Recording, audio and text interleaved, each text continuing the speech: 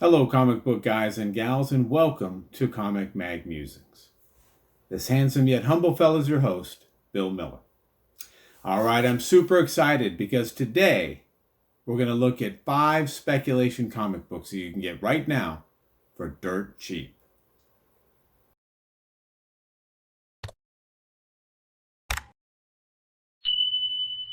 All right, gang, let's start taking a look at our 5 cheap speculative comic books, and we're going to start with Sleeper, issue number 1.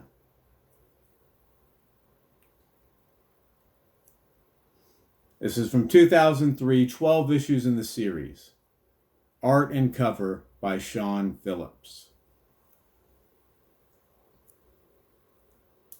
It's about Holden Carter, who is a deep undercover agent with a super-powered criminal organization. The only issue is the only one that knows he's an undercover agent winds up in a coma. Really, really good read. Written by Ed Brubaker. And he signed a deal with Legendary Television Studios to turn some of his creator-owned properties into other forms of media, such as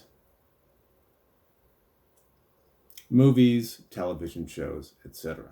And I think Sleeper is a really good candidate for either a movie or a TV show, not sure which. You can get this book right now in near mint condition for $3 to $5, in that range. $3 to $5, Sleeper, issue number 1.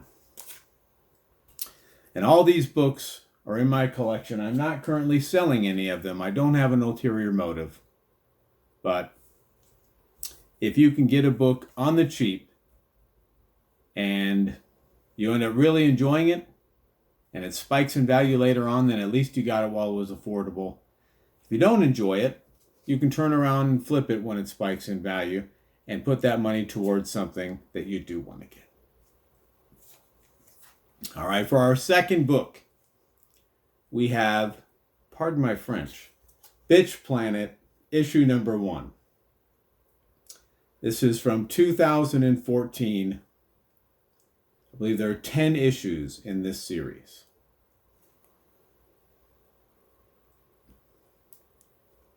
Art and cover art by Valentine Delandro. And this is sort of a B-movie genre, feminist portrayal. And it covers essentially women that, in a dystopian future, that aren't compliant with society's rules, and they get sent off planet to a prison. And this covers the activities, both good and bad, on said prison planet. It's a fun read, written by Kelly Sue DeConnick. And she and her husband, Matt Fraction, signed a deal also with Legendary Television Studios to develop some of their creator-owned content. She's written Pretty Deadly, had a celebrated run on Captain Marvel. So Bitch Planet, issue number 1. This in particular is the A cover.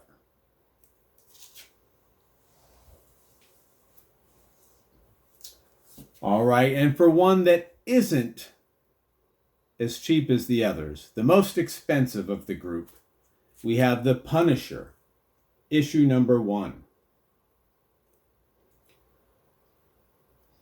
This is from 1987, 104 issues in this run.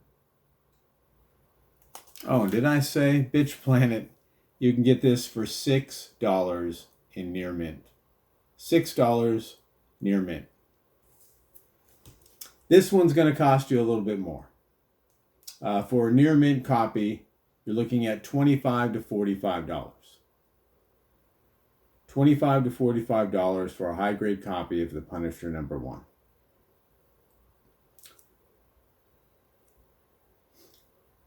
Art and cover by Klaus Janson, written by Mike Baron. For those of you who don't know much about The Punisher, it's about a man whose wife and children are killed when they're caught in the crossfire of two warring mob or mafia groups. Punisher is a super popular character, has been for quite some time now. There were 2 seasons of a Punisher show on Netflix, canceled with the other Netflix Marvel properties. And his first appearance is in Amazing Spider-Man number 129. His first solo series was a 5-issue limited series that came out in 1986. So this is the first non-limited series, solo series that he has. ASM 129 is very expensive. All 5 of the books in his limited series are pretty expensive, particularly number 1. So this number 1 is still a pretty affordable option to get an early, important Punisher book. I suspect we will see him again, whether that's in the MCU in a Marvel movie or on a Disney Plus TV show. He's too popular to just go away. So I think this is a good pickup right now before a trailer drops or you hear scuttlebutt about him showing up in a movie or a TV show. Punisher number 1, $25 to $45. All right. For our next one, we have The Mercenary Sea, issue number 1. This is from 2014, 8 issues in this series. Art and cover by Matthew Reynolds. This is written by Kel Simons.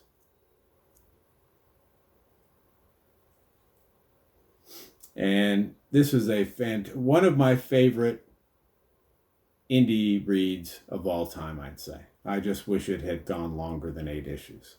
But it takes part in the beginning, or just preceding, I should say, World War II.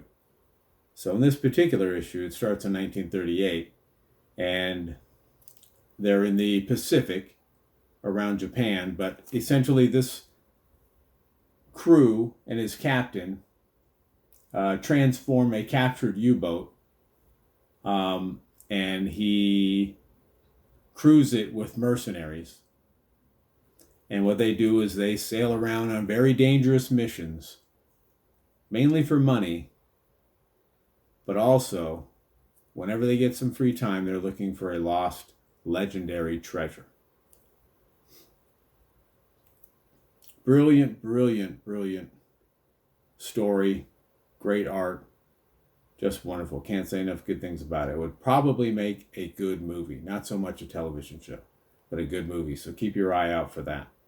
Kel Simons wrote I Love Trouble. He wrote Rain. He's been around for quite some time, and I know that he's worked with television writing as well. This is the B cover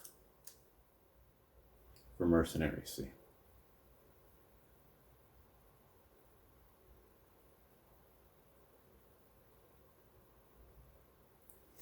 And I usually recommend indies because they're cheap to option.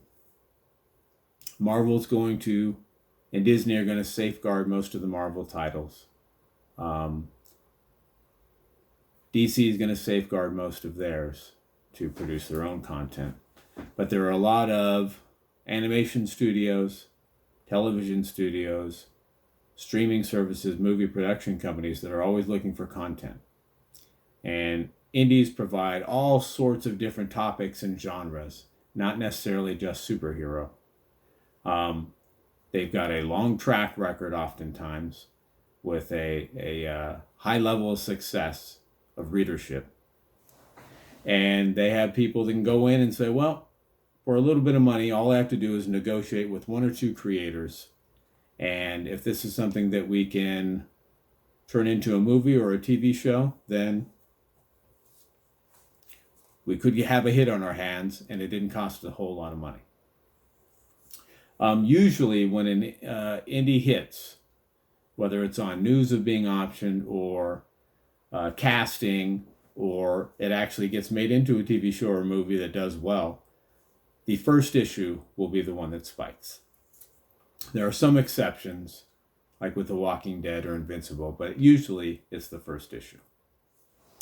All right, for our fifth selection, we have They're Not Like Us. Issue number 1. This is also from 2014, 16 issues in the series. Oh, and did I mention $3 all day long? This one is $3 to $5 for a near mint copy.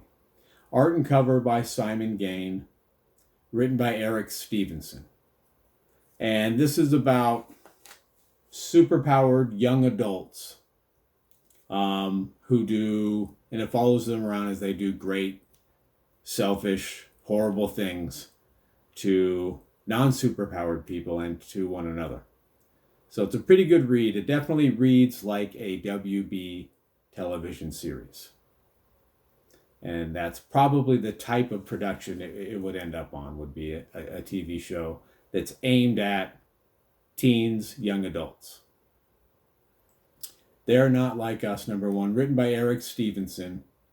He wrote Spider-Man Unlimited. He wrote Youngblood back in the day. Nowhere Men.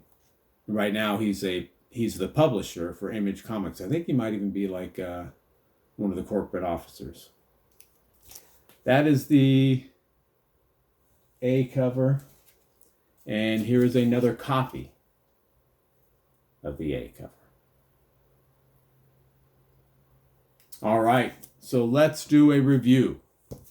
We have They're Not Like Us, issue number 1, $3 to $5. We've got Mercenary C, issue number 1, $3. And that's near mint.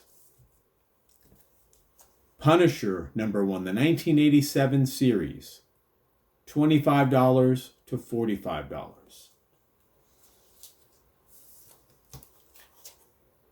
Bitch Planet, issue number 1, $6.